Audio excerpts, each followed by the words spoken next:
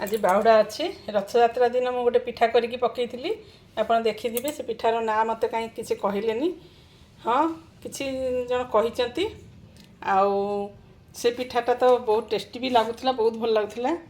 आज मु आउ गोटे पिठा बनई आज तो पोड़ पिठा बनवा कथा मु भी गोटे पोड़ पिठा बनई किंतु ये अलग टाइप्र जगन्नाथ पोड़ पिठा मुझे आउ दिन आपको करके देखी समय टे अभाव मुझे आज आपारे तो आज मु गोटे पोड़ पिठा बनई से पोड़ पिठाटा केमिति आपको लगुच आप निश्चय थे बनइबे खाइबे मत कहे आ बहुत ही सहज सरल आ बहुत माने टेस्टी से पिठाटा आप फटाफट करें।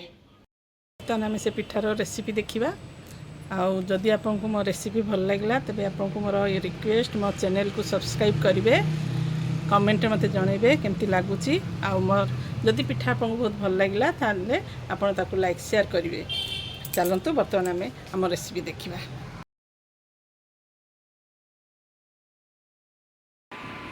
जोटा कि आप स्टीम भी करेंगे आकू ये भी करेंगे बेक भी करेंगे। तो से मुझे आणटा तैयारी कर आण में मुझे कौन हाफ कप मुग डाली हाफ कप बिरी डाली आकु बतुरी देसी भल भाव में गोटे कप चाउल ताकू भल भाव में बतुरी देली राति जाक तापर सकाଳେ बाटी देसी से हाफ कप सुजी मिसेकी बहुत भल भाव में मु फेणी देसी जिते हल्का हम फेणवे फेणवे फेणवे जिते हल्का हम सेते पिठाटा सॉफ्ट हम आपको भल भाव में फेंटे फेंटे अध घंटा आपको छाड़ीदेवे। तापर आम ए नड़िया पुर देकी आपको बेक करवा आप स्टीम कले भी यहाँ बहुत टेस्टी हम आपको बेक कले भी टेस्टी हम तेणु मुझे भावी स्टीम न करके बेक करी आमती करी चलतु देखा ता पूर्वर मुझको अध घंटा रेस्ट पाई छाड़ी दिए तो हाफ एन आवर हो गला केते सुंदर फ्लपी हो जाइए। बर्तमान ये आम टिके खाइबा सोडा मिसेबा बा इनो भी आप मिसई पारे आ खाइबा सोडा आम ए हाफ माने आप 2 पिंच पकेबे बेसी पकेबेनी बा हाफ टी स्पून फुल पकेबे देखिए आपको भल भाव में बर्तमान फेंटी देवे आउ थे फेंटी सारापर आम ये गोटे फ्राई पैनटे बसईचे से घी टे देचे घीटा टिके भल भाव से फ्राई पैन में मिसबार अच्छी घीटा को आम सब आड़े भल भाव में लगेदेलु लगे सारापर बर्तमान ये आ गैस फ्लेम को पूरा सीम रे रखिए कहीं यहाँ आम बेक करूँ जे सीम रे रहीकि एटा 15 मिनट बेक हम फास्ट आम ए आण देदेबा भल भाव आपको खेलेदेवे टिके आप 2 स्पून देदेवे देखिए हाफ हाफ करेंगे ए अधा ये फास्ट पकेबा आउ अधा ता ऊपर पकेबा मझिरे आम नड़िया पुर देबा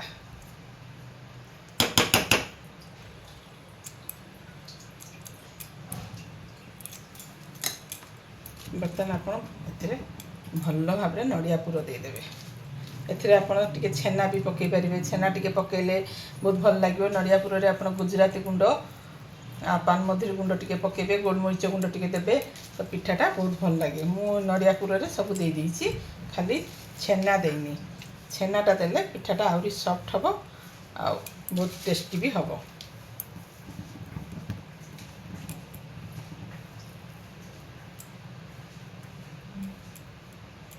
पुरटा को आम बहुत भल भाव में चारिया खेलैकी देबा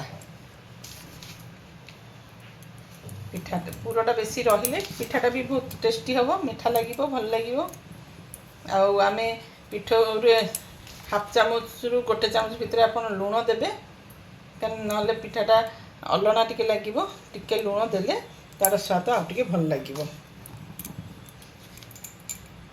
बर्तमान आम पिठ से नड़िया पुर उपर पिठो पुणी देदेबा भल भाव में आप चारिया स्प्रेड करके पिठोटा को देदेवे चारिया भल भाव स्प्रेड करके देवे पूरा भल भाव में स्प्रेड करके देदेलु। बर्तमान आम फ्राई पैनटा टिके भाया हलैदेले पिठाटा पूरा सामान होगी चारिया ସ୍ପ୍ରେଡ୍ ହେଇଯିବ ଆଉ ତା ଭିତରେ ଯେଉଁ ଏୟାର ଥିବ ସେ ଏୟାର ବି ବାହାରିଯିବ। ବର୍ତ୍ତମାନ ୟାକୁ ଆମେ ଢାଙ୍କି ଦେବା। 15 ମିନିଟ୍ ପାଇଁ ୟାକୁ ଆମେ ढांकिबा तापर देखिबा पुणी आउ 15 मिनिट करिया। बर्तमान ए जो एयर पास पे जोटा अच्छी सेटा को भी आमे बंद कर दबा। पिठाटा बर्तमान 15 मिनिट पे बेक हो देखिबा किछि हेइनी ताको पुणी ढांकी देबा। ए जो देइथिले एटा गैसकेट रे एटा को आमे काढी देबा। तार जेति की बेक हेबा कथा 15 मिनिट भीतर सेटा हे जाईछि। बर्तमान सेटा खोली देला परे सी आ 15 मिनिट अभी बेक हबो। पिठाटा बर्तमान आम उल्टे देवा 15 अध घंटा हो जाइए अलरेडी। तो बर्तमान आपको आम उल्टे दी आउ 15 मिनिट करवा। देखो के सुंदर पिठाटा हो फर्स्ट क्लास भल लगुच ना। बर्तमान आपको आम आउ देखा देखिकी करवा 5 ରୁ 10 मिनिट देखदेवा। जदि हो जाइए तो आम बंद करदे ना 15 मिनिट लास्ट आमर हो गलानी। आम गोटे स्टिक पूरे देखा कि लगुच कि किसी भी लगुनि पूरा एकदम सुखिला। तो बर्तमान आम गैस बंद करके आपको छाड़देवा ढांकी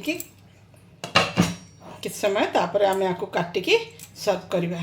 आजिका पिठा आपको केमती लगिला जदि भल लगिला निश्चय आपको लाइक शेयर करेंगे सब्सक्राइब करेंगे आउ मते कमेंट रे जनइबे मोर ये रेसिपी आपको केमती लगुच।